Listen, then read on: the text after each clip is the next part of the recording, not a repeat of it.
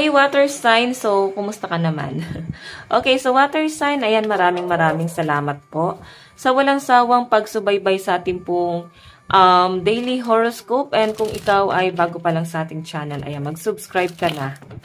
Okay, and i-click mo na rin yung ating notification bell para lagi kang updated sa ating mga bagong upload. And sa mga nais guys, magpa-private reading, ayan, iiwan ko na lang yung link sa ating pong description box below, or pwede nyo ako guys i-direct message sa ating pong Facebook, Jade Tarot. Okay, so tingnan natin ang water sign, gabay kapalaran mo. King of Swords. Four of Cups. And Six of Pentacles. Okay.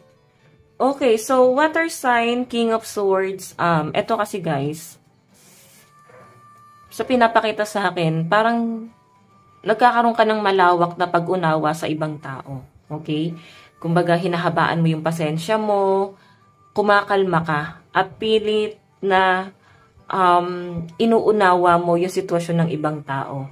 Okay? Nandun ka sa point na yon.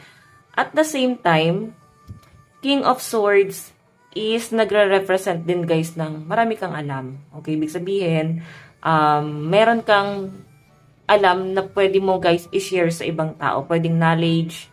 Yes, knowledge na nga, diba? So parang marami kang ma-share sa ibang tao. Based na rin sa experience, may sapat kang kaalaman para pakinggan. Ganun yung pinapakita sa akin. Parang kaya mong bumoses. Okay? Kung makita nyo guys, Four of Cups, ayan no. Marami kang natutulungan. So, maaari kasi guys na marunong ka rin guys na magbigay ng advice. Siguro kasi dahil nga rin sa experience mo, parang nagkaroon ng calling. Okay? Parang bigla na lang guys, may bumukas na talent sa'yo. Ganun yung nasa-sense ko dito. So, Four of Cups guys, yes, minsan may mga bagay na hindi mo pa rin guys matanggap sa sarili mo kung ano man yung dumarating dito. Okay, pero guys, parang kailangan mong yakapin kasi para sa'yo talaga to water sign. Okay? So, kung ano man itong mga nangyayari sa inyo, pwedeng nadidisappoint ka pa rin guys, pero kailangan mo siyang tanggapin para maging ganito yung energy mo. Six of Pentacles, mas magiging magaan. Okay? Kung ikaw guys ay may nakakaalitan, hindi kayo guys nagkakasundo-sundo, so patawarin mo na yung mga taong hindi maganda yung nagawa sa inyo, water sign. Okay? Pinatawad mo sila kahit hindi sila guys humihingi ng tawad. So maaari kasi guys na merong weird na panaginip, pwede na papaginipan mo pa rin. Etong mga taong nakaalitan mo. So pwedeng misunderstanding, no? Okay, pwedeng katulad mo guys mag-isip. Like, mga friend, family, person mo. Kung sino man to guys na parang nakaka-feel ka rito ng panghihinayang. So, Six of Pentacles, yes, madali mong makukuha yung mga bagay na gusto mo pero parang may kulang. Okay, yun ang nasasagap ko sa inyo. Nakukulangan kayo. Parang hindi ka na guys kompleto. Okay? Meron ka pa rin water sign na hinahanap na parang missing piece na pwedeng bumuo sa pagkatao mo. Pwede naman guys na nakaka-feel ka ba ng boredom ngayong araw. Parang alam mo yon, wala kang gustong gawin, kundi parang gusto mo lang magpahinga, matulala. May mga bagay kang iniisip-isip dito. So I think nag-overthink ka dun sa mga past situation. Ganon. So tignan natin guys ha. Okay. Sa love life mo.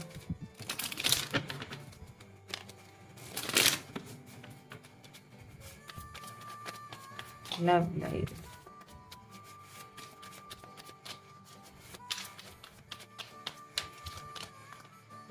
Need. So, pangangailangan. Diba? Five of Gems eh. May nakikita ko dito guys, parang may pagkukulang. Okay? May pagkukulang ka sa person mo or nagkulang yung isa sa inyo. Okay? Tignan natin. Meron tayong sensitivity, oracle of raindrops, and 8 strength, compassion. So, alam nyo guys, nandun sa point na ilang beses nabigyan ng chance na ayusin itong relationship na to. Pero, alam mo yon, may kulang. Pwedeng hindi maibigay yung pangangailangan ng isa or hindi pa guys totoo. parang hindi pa totally buo yung isa sa inyo. Kaya parang hindi pa guys kayang ibigay yung pangangailangan or demand nung isa. Okay? Nandun kasi sa point na may conflict yung iba sa inyo guys that time sa financial. Okay? Nagkaroon naman guys ng tulungan sa pinapakita sa akin pero siguro hindi na talaga guys kayang i-work out. So meron tayo guys strength dito. Nakikita ko guys na kung nagkaroon kayo ng conflict with person, so nandito yung strength, Leo energy, so parang maayos pa naman siya guys. Okay? Maayos niyo pa guys itong relationship niyo ni person mo. Okay?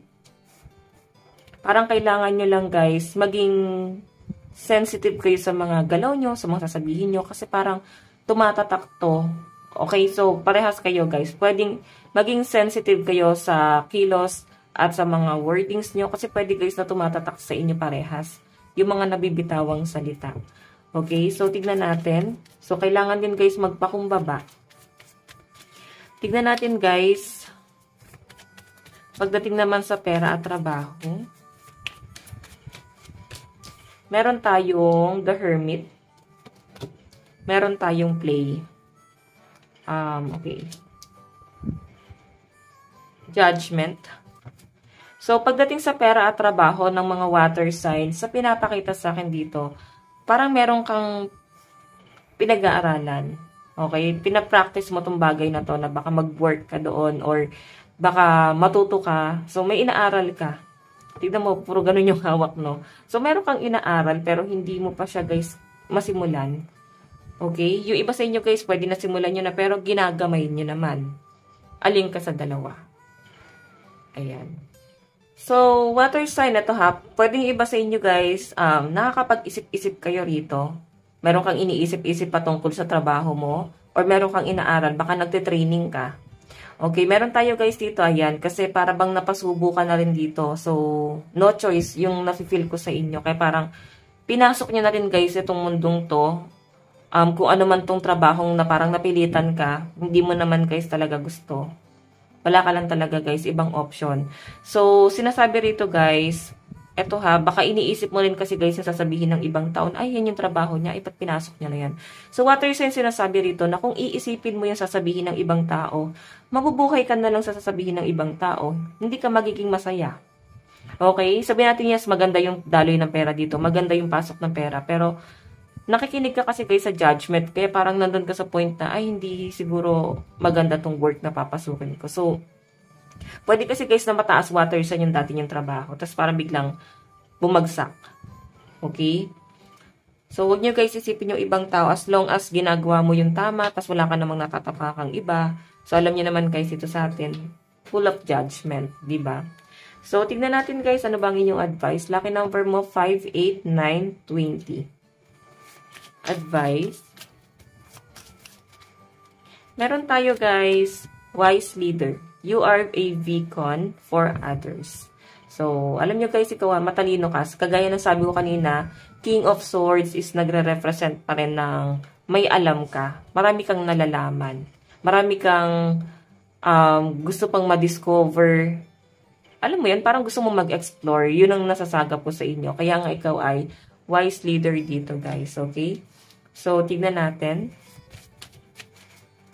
Meron tayong be proud of yourself. So, water sign, kung ano naman daw yung na-achieve mo sa buhay, maging proud ka sa mga bagay na nakukuha mo. Okay? So, guys, water sign, ito lang po ang inyong reading. Maraming salamat po. Bye-bye.